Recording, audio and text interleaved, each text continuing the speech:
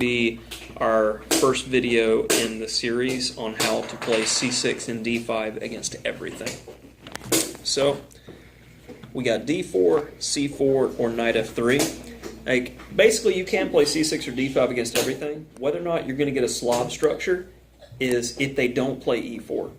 So notice how if on c4, c6, d4, d5, we have this position, versus if d4, d5, c4, c6, same position.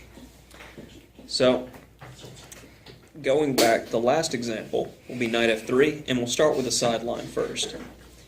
c6, c4, d5, and now if g3, knight f6, bishop g2.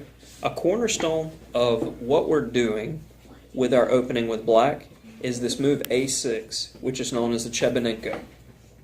And the point of a6 and c6 together is to be able to play b5 in order to gain space.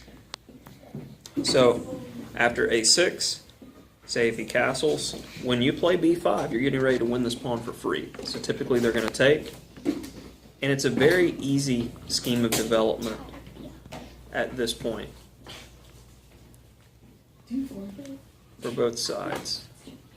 Where now at this point, black's plan, this knight, is going to take a trip to try to get to this square. So as soon as you get right there, you got to be careful because maybe there's some sacrifice in here, forking pieces. But say after this, maybe rook c8, knight b6, and you're looking to take over squares. So that's one of the first pictures for the sidelines that we're looking at. Now let me go to another popular sideline. That was sideline number 1 with knight f3. Now we're going to cover the exchange variation, which after d4, again c6, c4, d5, if he takes, or if he takes at any point in time, we're in the exchange variation, we want to take back with a c-pawn. So takes, knight attacking the pawn, knight defending the pawn, knight out, knight out.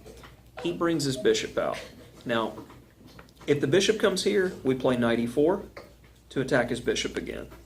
Because if he takes, when this knight moves, he loses a pawn for free. So in this case, they normally play bishop f4.